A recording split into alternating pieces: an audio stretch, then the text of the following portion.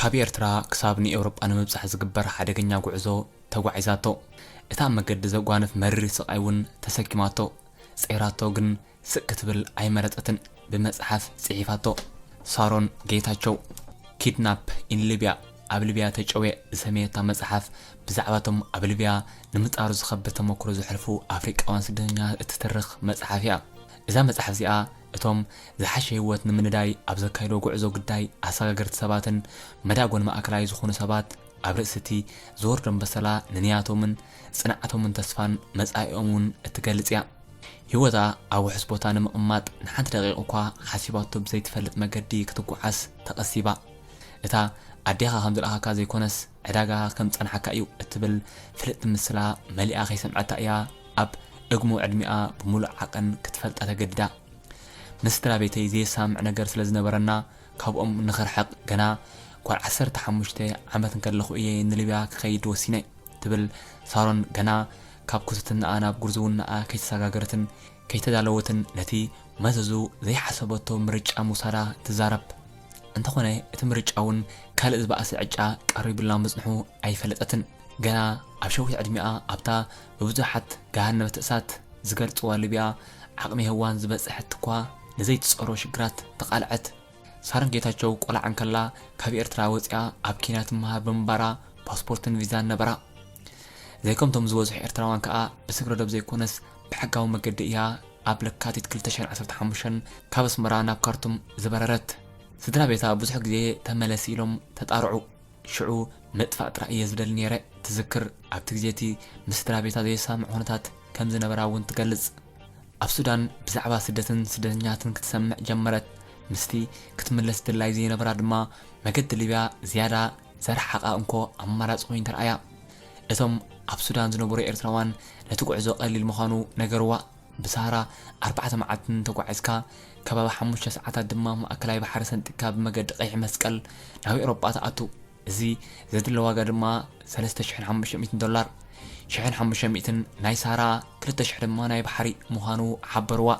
ብዘይፍታው ስድራ ቤታ ስለ ዝኸደት ክትከፍል ከም ዘይትኽእል ምስ ነገርዋ ድሕሪ ምእታዋ ክትከፍል ከም እትኽእል ነገርዋ እሞ መገዲ ጀመረት። እቲ ግዜቲ 33 ኤርትራውያን ኢትዮጵያውያንን ብዘሰቀቕ ግፍዕን ኣብ ሊብያ ብዳዓሽ ተሓረዱን ኣዝዩ ጽንኩርን ዘፍርሕን እዋን እዩ ነይሩ።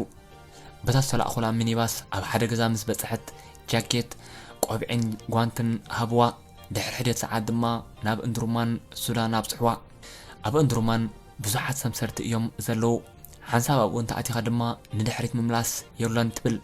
ኣብቲ መገዲ ፖሊስ ሱዳን ንብረትና ፋሕፋሕ ኣቢሎም ኣዋርቕናን ገንዘብናን ወሲዶሞ ነተን ኣዋልዱ እውን ይተነኸፍዎን ነይሮም ብምባል ነቲ መገዲ ከምቲ ዝበልዋ ውሕስ ዘይምዃኑ ቁሩብ ክስወጣ ከም ዝጀመረ ትገልጽ። 9 መዓልታት ድሕሪ ዝወስድ ከቢድ ጉዕዞ ሳራ ድማ ኣብ 4 መዓልታት ኢታብያ ኣብ ትበሃል ከተማ ናይ ሊብያ ኣተወት።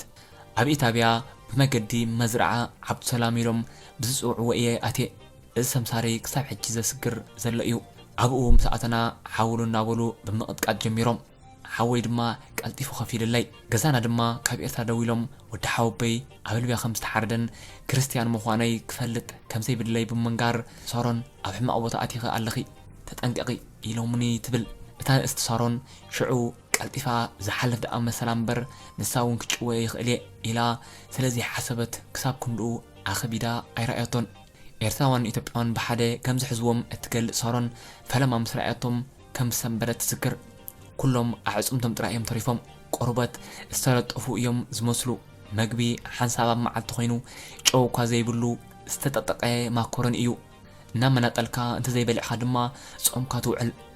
ምስቶም ዝኽፍለሎም ስኢኖም 2-3 ዓመት ዝገበሩ ሰባት ድማ ክትቃደም ኣይትኽእልን ኢኻ። ኣዝዩ ክፉእ ኣተሓሓዛ እዮም ዝሕዙኻ።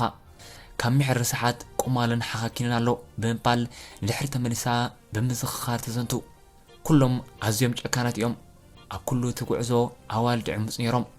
ኣነ በተን ዝኽእለን ሕደት ዓረብ ድማ ንገሊኦም ኣነ ንእሽተይ ዋል 15 ዓመት የበጃኹም ይብሎም። ንገሊኦም ድማ መታን ክድንግጹለይ ኣብ ኮይናወልኩ ነፍሰይ ከድሕኒ ፍትን ነይረ ትብል። ብዘይካዚ ኣብ መገዲ ማይ ኣብ ዝባኖም ሃሪሙ ኣብ ዝባኖም ክጽሒ ህፃውንቲ ድምፂ ንኸይገብሩ ተባሂሉ መድሃኒት መደቀሲ ይህብዎም። ኣብቲ ዘራክፍሎም ቦታ ምስ በጽሑ ድማ ኣብቲ ናይ ሲሚንቶ በጣሓት ይጽዕንዎም ስለ ዝነበሩ ገለ ሰባት ሞይቶም ይጸንሑ ምንባሮም ተዘንቱ። ኣብተን ዓብድሰላም መኽዘን መዝራዕ ኮይኖም ናብ ባሕሪ ክኸዱ እናሃፀበዩ ከለዉ ድሕርሶምን ካልእ ድቦላ ወድቖም ብድቁስና ካለና ልብያዋን ኣትዮም ተኽሱ ከፊቶም ጨውዮም ወሲዶምና። ሓንቲ ናይ ፖሊስ መኪና ስለ ዝረኣና በቲ ጉዳይ ማእሰርቲ መሲሉና ነይሩ። ድሕርና ከም ዝፈለጥናዮ ግን ኣባላት ናይቶም ብኣሜሪካ ከይተርፈ ዝደለየ ዝነበረ ሚሊትንያ ኢስላሚክ ስቴት እዮም ነይሮም ብምባል ኣብ ኢዶም ከም ዝኣተዉ ናብ ታጁራ ከም ዝወሰድዎም ትገልጽ። ምሸት መጺኦም ነዚአን ተሓርድዎን ክሳደን ተቆርጥዎን እናበሉ ብረባሽ ድምፂ ይትህሉና ነይሮም። ሽዑ ነተን ሙስሊም ካብተን ክርስቲያናት ፈላለዮም ኣብ ምዕማፅ ክኸውን ከሎ ናብተን ክርስቲያናት እዮም ዘዕምፁ ነይሮም። ድሕሪኡ ምሸት ኣዋልድ ክጠፋእና ጀሚረን። 10 ኮይና ንድቅስ እሞ 8 ኮይና ንጸንሕ ናበይ ከይድን ተበልካ ዝፈልጥ ሰብ የለን። ብዙሓት ሰባት እውን ተቐቲሎምና ክትብል ነቲ እዋን ፀባ ትዝክር። ወዲ ሓወበይ ተሓሪዱ በቲ ድማ ሓንቲ ክትጠፍእ ሓንቲ ክትመጽእ እርኢ ኣለኹ። ስለዚ ንነፍሰይ ከድሕን ቀልጢፈ ሙስሊም ክመስል ወሲነ ብምባል ምስቶም ኣመንቲ እስልምና ክትቅየርን ክትሰግድን ከም ዝጀመረት ትገልጽ። ኣደንዛዚ ዕፀፋርስ ወሲዶም መጺኦም ጓለ ጎቲቶም ይኸዱ። ዝሓቶም የለን። ነተን ክርስቲያናት ገለ HIV ኣለና እናበልኦም ገለ ኣቅድሚ ሰብኡተን ንኸይተረፈ ዝዕምፅዎን ጨካናት እዮም። ስለዚ ኣነ ኣብታ ከምኡ ፈተና ዘጋጥሙኒ ሰዓታት በቃ ንኹልና ቀሲሎም ይዓምፁና እምበር ፈጺመ ክዕመፅ ኣይፍቅድን ዝብል ኣተሓስባ ስለ ዝነበረኒ ወይ ውኢለ ኩልና ከም ነተሓስ ክገብር እየ ወይ ድማ ቀቲሎም ድላዮም ክገብሩ እየ ዝብል ነይረ ትብል። ምስልምና ድሕሪ ምቕባል ድማ ዝሓሻ ተሓዛ ከም ዝተገብረላን ኣብ ልብያ ብፍጹም ከም ዘይተዓመፀትን ትዛረብ።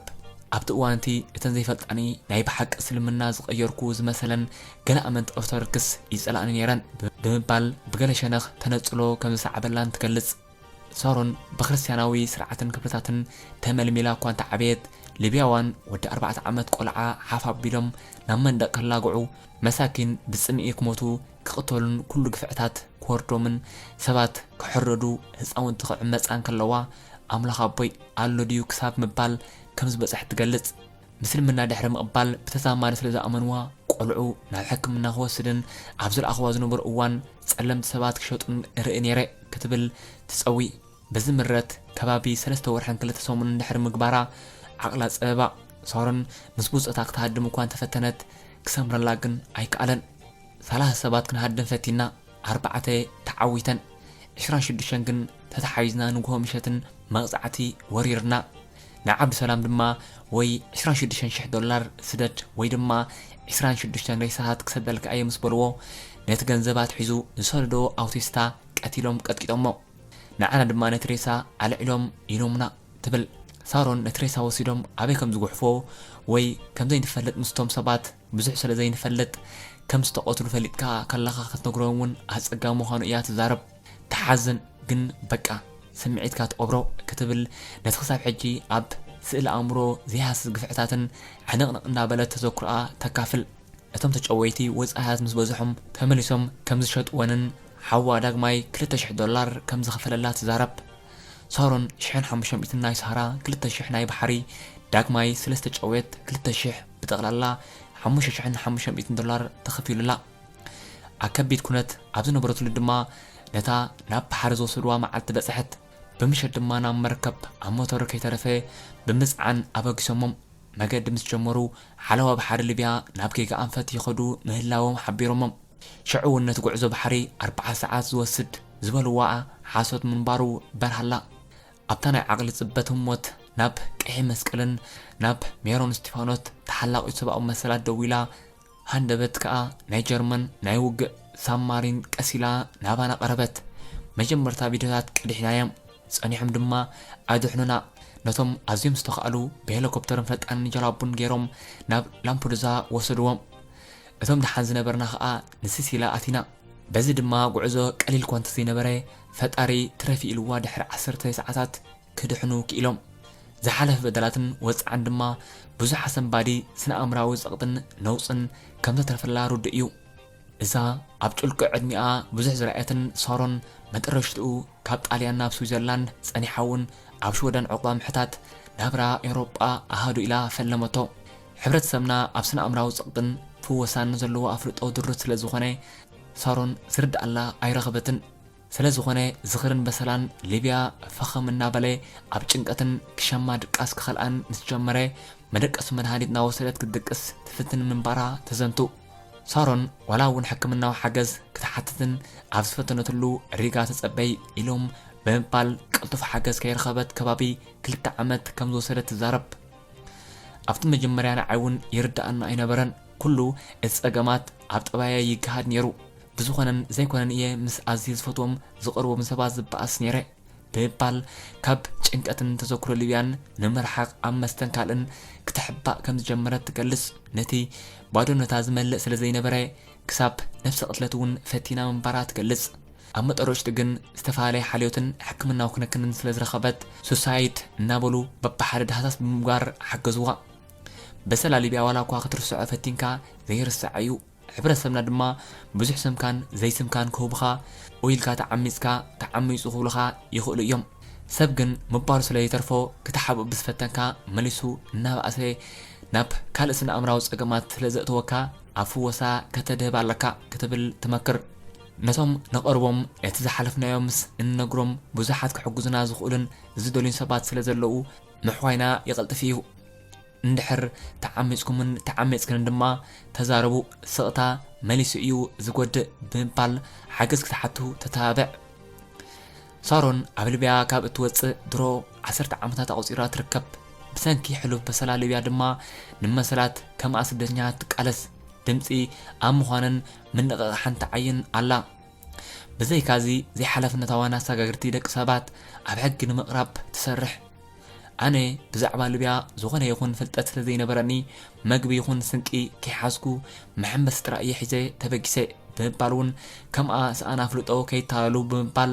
ካብቶም መኩርኣ ተበጊሳ ብመገዲ ማሕበራዊ መራኸቢታት ክቃልሓን ንቕሓት ስደተኛታት ከተበርክትን ትፅዕር ሰምሰርቲ ኣይትእመኑ ከም ሰብ ዘይኮነስ ከም ሰልዲ እዮም ዝሓስቡኻ ድማ ትብል ኣብ ሰሃራ ቀቢርናዮም ዝመፀና ብዙሓት እዮም ኣዴታቶም ድማ ክፈልጣ ይግበአን እዩ ኩላትና በሊብያ ዝሓለፍና ድማ ነዚ ኣብ ሊብያ ክሳብ ሕጂ ዝግበር ዘሎ ገጽታት ደው ክብል ኩሉ ሓቅታትን ክወፅን ክንፅዕር ስለ ዝግባአና ኣነ ንምንታይ ዘይጅምሮ ኢለ እየ ጀሚረ ጉዕዞ ሊብያ ደው እንድሕር ኢሉ ነቲ ተቐቢሩ ዘሎ ሓቅታት ክወፅ እዩ ብምባል ቀንዲ ዕላማኣ ተረድእ ሳሮን ኣብዚ እዋን እዚ ኪድናፕ ኢን ሊብያ ኣብ ሊብያ ተጨውየ ዘርእስታ በኹሪ መፅሓፋ ኣብ ምሕታም በቂዓ ትርከብ